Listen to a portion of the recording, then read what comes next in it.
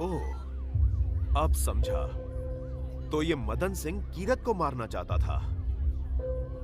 लेकिन क्यों? हमें तो पता चला था कि कीरत सिंह और मदन सिंह बहुत पुराने दोस्त थे। साहब, मुझे जितना भी पता था मैंने सब आपको बता दिया। अब मुझे जाने दीजिए। इतनी आसानी से नहीं। तुमने खुद कबूला है कि तुम कीरत सिंह की मौत की जिम्मेदार हो। लेकिन साहब, मैंने बताया तो आपको, मदन सिंह ने मुझे जान से मार डालने की धमकी दी थी। तो क्या तुम्हारे पास पुलिस के पास आकर रिपोर्ट दर्ज करवाने का अवसर था, लेकिन लालच की वजह से तुम ये काम करती रही। और एक बात बताओ, तुम हरीलाल को भूत बनकर कैसे डराती रही? क्या तुमने उस पर भी कोई जादू टोटका किया था? वो साहब, असल में मैं हरीलाल के घर के आगे और खेत में एक विशेष पौधे के कुछ पत्ते जला दिया करती थी, जिससे इंसान को नशा सा होने लगता है और उसी नशे में उसका दिमाग अजीबोगरीब चीजें देखना शुरू कर देता है। ये ठीक वैसे ही काम करता है जैसे इंसान कोई सपना देखता है। उसके सामने कोई सामान्य तरीके से भी बात करे तो उसे ऐसा लगेगा जैसे वो आकार में भी बहुत बड़ा हो गया है या फिर हवा में उड़ रहा है।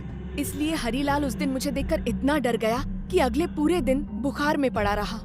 इन्हीं सब तरीकों से मेरी दुकान चलती आ रही है साहब। लेकिन दो बातें मुझे अब भी समझ नहीं आई। क्या तुम और मदन सिंह हरीलाल के खेत की जमीन में कोई जहरीला कीटनाशक या केमिकल मिलाते हो, जिसकी वजह से उसके खेत की फसल हर बार खराब हो जाती है?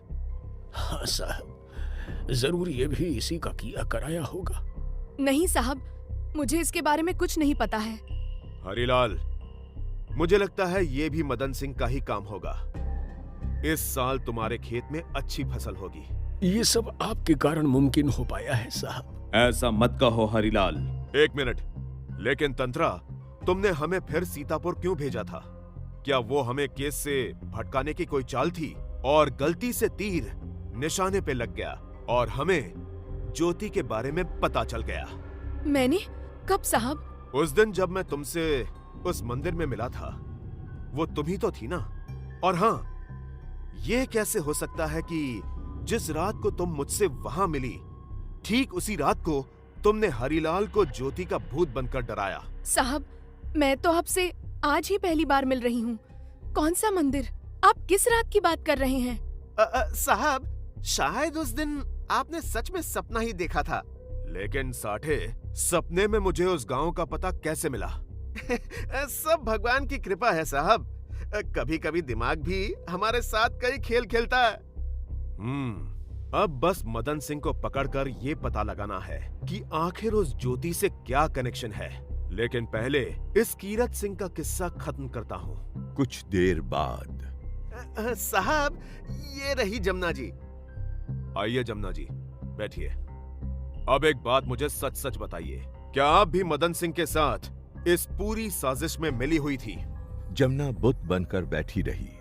देखिए, मैं सच्चाई जान चुका हूं, लेकिन एक बार खुद आपके मुंह से सब सुनना चाहता हूं, क्योंकि मुझे पता चला है कि आप भी मदन सिंह की काफी करीबी रह चुकी हैं। आपको शर्म नहीं आई एक विधवा पर ऐसा इल्जाम लगाते हुए? क्या आपको शर्म आई अपने पति की हत्या की बात छुपाते हुए और उसके पीठ पीछे उसके करीबी दोस्त के साथ संबंध बनाते हुए? जमुना पूरी तरह से पसीना पसीना हो चुकी थी। आखिर उसकी हिम्मत ने जवाब दे दिया। ये सब कुछ तब शुरू हुआ जब एक दिन मदन सिंह हमारे घर पे आया हुआ था। उसके हाव भाव से ही मुझे समझ आ गया था कि वो मुझ पर लट्टू हो चुका है। कीरत तो एकदम बुद्धू था। पूरी जिंदगी उसने इसी छोटे से गांव में गुजार दी। मेरे इतने समझाने पर भी वो मुझे शहर लेकर नहीं गया। यही रहकर खेती बाड़ी करता रहा। मुझे इस गांव में नहीं रहना था। मैं किसी भी तरह से शहर चले जाना चाहती थी। ऐसे में मैंने चंदन और मदन सिंह से मदद लेकर यहाँ से रफू चक्कर हो जाना ही ठीक समझा। मैंने उन दोनों को जानबूझकर फंसाया, जो कि बिल्कुल भी कठिन नहीं था। दोनों ही कीरत की गैर हाजिरी में मेरे आसपास गुड़ पर मक्खी की तरह मंडराने लगे थे। दोनों मुझे रिझाने के लिए हर मुमकिन कोशिश कर रहे थे। हम लोग कब तक यूँ छिपते छुपाते मिलते रहेंगे? क्या तुम मुझसे शादी नहीं करोगे? अरे नहीं मेरी बुलबुल, हम जल्दी ही शादी करेंगे। बस एक बार तेरे पियक्कड़ पति को रास्ते से हटा दे। देखो, कीरत को हम पर शक होने लगा है। हमें जल्दी शहर भाग जाना चाहिए। मेरा बस चले तो मैं आज ही तुम्हें लेकर यहाँ से निकल जाऊं। लेकिन क्या करें, शहर में मैं हमारे लिए एक व्यापार खोल रहा हूं, उसके लिए पैसा भी चाहिए ना। एक रास्ता है, अगर तुम अपने खेत के कागज किसी तरह मुझे दिलवा दो तो कीरत को पता लगे बिना हम एक शहरी ठेकेदार को यह घर बेच सकते हैं। मैंने उससे सब बात भी कर ली है, फिर हम पूरी जिंदगी मजे से काट सकेंगे। मैं समझ गई थी कि मदन सिंह की नीयत में भारी खोट है। दूसरी तरफ चंदन भी कुछ कम कमीना नहीं निकला। गांव वालों से मुझे पता चला कि ठाकुर ने चंदन की शादी पास के गांव के बड़े जमींदार की बेटी से तय कर दी है। इसलिए जैसे ही कीरत सिंह मारा गया, मैंने अपने मायके जाने के बहाने से मदन सिंह और चंदन को झांसा दिया और शहर में अपने भाई से कहकर ये जमीन पहले ही खरीदार इस हरीलाल को बिकवा दी। शायद यही वजह है कि उस मदन सिंह ने गुस्से में आकर चंदन पर कीरत के खून का आरोप लगा दिया, जबकि उसकी मौत तो शराब पीकर उस तालाब में गिरने की वजह से हुई थी। आखिरी दिनों में वो पागल ही हो गया था। कहता था कि उसके पीछे कोई आत्मा पड़ी है जो उसकी जान लेना चाहती है। कीरत की मौत कोई हादसा नहीं, बल्कि एक सोची समझी साजिश थी। क्या? आखिर मदन सिंह का ज्योति से क्या कनेक्शन है, जानने के लिए जरूर करें चैनल को सब्सक्राइब। ये कहानी जारी रहेगी।